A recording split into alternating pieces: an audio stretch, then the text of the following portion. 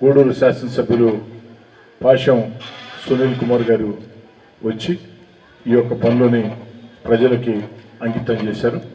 రాష్ట్రంలో తెలుగుదేశం పార్టీ కూటమి అధికారంలోకి వచ్చిన తర్వాత ఒక పక్క సంక్షేమ కార్యక్రమాలు, మరో పక్క అభివృద్ధి కార్యక్రమాలు, మరో పక్క అమరావతి అద్భుత రాజధాని, రాష్ట్రం దశ దిశ మార్చే పోలవరం, అన్నిటికీ మించి మన బిడ్డల ఉద్యోగాల కోసం లక్షల కోట్ల పెట్టుబడులు ఆకర్షిస్తూ చంద్రబాబు నాయుడు గారు చేస్తున్న కష్టం అందరూ కూడా తెలుసు. భారత ప్రధాని నరేంద్ర మోడీ గారి ఆశీస్సులతో ఆంధ్రప్రదేశ్లో రాష్ట్ర ముఖ్యమంత్రి చంద్రబాబు నాయుడు గారి నేతృత్వంలో ఉప ముఖ్యమంత్రి పవన్ కళ్యాణ్ గారు, యువనేత నారా లోకేష్ గారు, తెలుగుదేశం పార్టీ కూటమి ఏదైతే అందరూ కూడా ఎక్కడికక్కడ ఈ యొక్క అభివృద్ధి పనులు పరుగులు పెట్టిస్తూ సంక్షేమ కార్యక్రమాల్ని అర్హులందరికీ అందిస్తున్నారు. నాకు కూడా చాలా చాలా సంతోషంగా ఉంది. ఎందుకంటే గతంలో 2 సార్లు నేను ఎమ్మెల్యేగా ఉన్నా. తొలిసారి అధికారం లేని ఎమ్మెల్యేని అభివృద్ధి పనులు తృప్తిగా సంతృప్తిగా చేసేంత అవకాశం నాకు రాలేదు.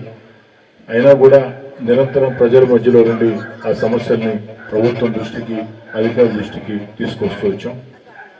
రెండోసారి శాసనసభ్యుడికి ఎన్నికైన తర్వాత మీ అందరూ కూడా తెలుసు, 3.5 సంవత్సరం అధికార పార్టీలో నేను ఉన్నా.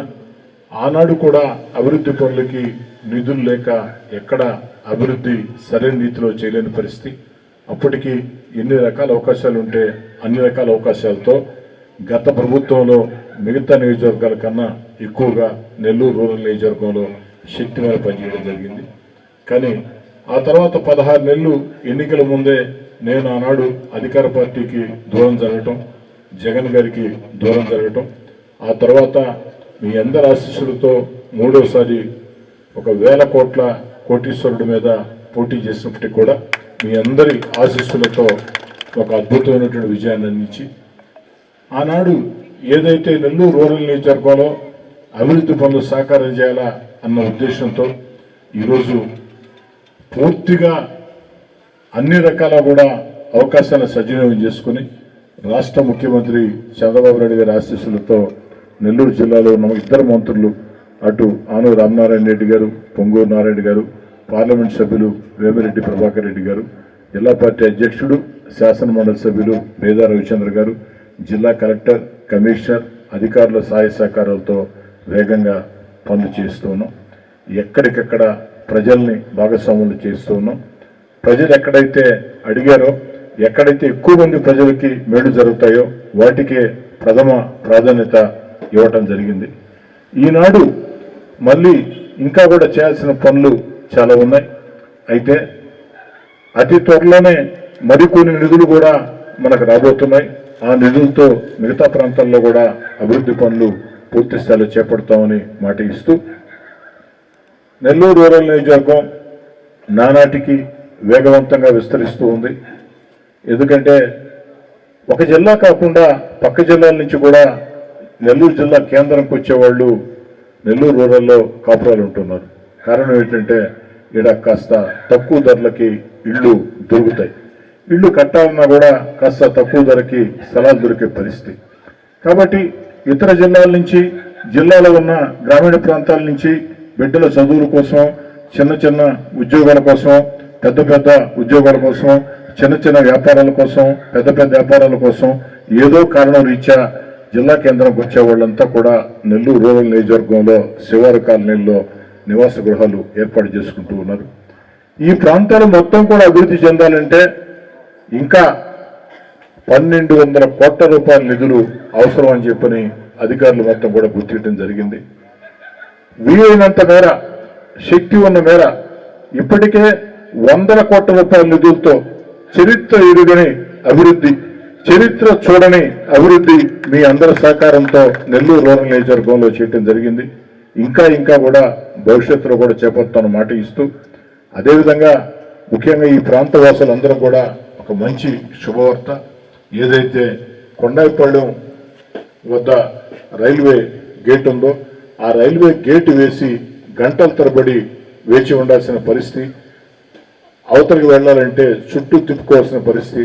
అలా కాకుండా ఆ ప్రాంతాన్ని ఈ ప్రాంతాన్ని కలపాలంటే కొండైపాళెం దగ్గర రైల్వే అండర్ బ్రిడ్జి, భక్తవత్సల దగ్గర రైల్వే అండర్ బ్రిడ్జి ఈ ప్రాంత వాసుల చిరకాల కోరిక. దాన్ని సాకారం ఎట్టకెరకి దేవుడి దయవల్ల అధికారుల సహాయ సహకారాలతో, పార్లమెంట్ సభ్యులు వేమిరెడ్డి ప్రభాకర్ రెడ్డి గారి సహాయ సహకారాలతో ఎట్టకెరకి దాన్ని సాకారం చేసామని మీ అందరి ముందు కూడా సగౌరవంగా చెప్తూ ఉన్నాం.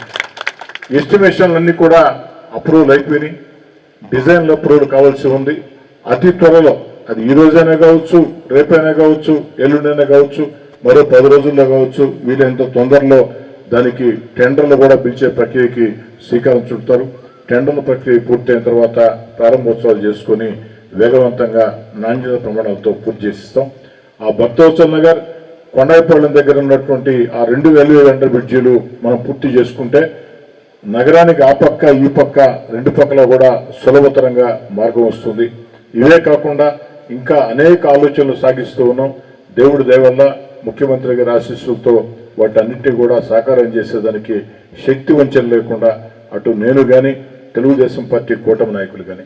ఎందుకని చెప్తున్నానంటే నెల్లూరు రూరల్ నియోజకవర్గంలో ఇంత వేగంగా అభివృద్ధి పనులు జరుగుతున్నాయంటే దానికి కారణం నెల్లూరు రూరల్ నియోజకవర్గంలో ఉండే తెలుగుదేశం, జనసేన, బీజేపీ కూటమి నాయకులు, అధికారులు, కాంట్రాక్టర్లు, స్థానిక ప్రజలు.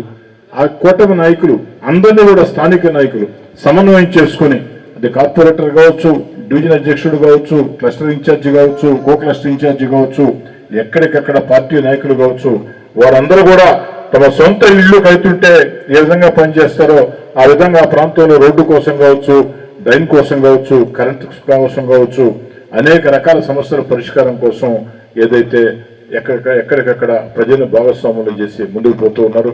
క్షేత్ర స్థాయిలో నిరంతరం ప్రజల మధ్యలో ఉన్నటువంటి తెలుగుదేశం పార్టీ కూటమి నాయకుల్ని స్థానిక శాసనసభ్యుడిగా మనస్ఫూర్తిగా అభినందిస్తూ ఈనాటి కార్యక్రమానికి పిలిచిన వెంటనే ప్రత్యేకంగా విచ్చేసినటువంటి గూడూరులో ఎన్నో కార్యక్రమాలు ఉన్నా ఒక్కసారి ఖచ్చితంగా రావాలి మీరు అని పిలిచినప్పుడు ఎంతో మంచి మనసు చేసుకొని ఇక్కడికి విచ్చేసి వారి చేతుల మీదుగా ఇక్కడ ఈ యొక్క ప్రారంభోత్సవం చేసిన దానికి గూడూరు శాసనసభ్యులు పాశం శివకుమార్ గారికి మీ అందరి చప్పట్లతో ధన్యవాదాలు మొత్తం కూడా తెలియజేస్తూ ఇప్పుడు గూడూరు శాసనసభ్యులు పాశం సునీల్ కుమార్ గారు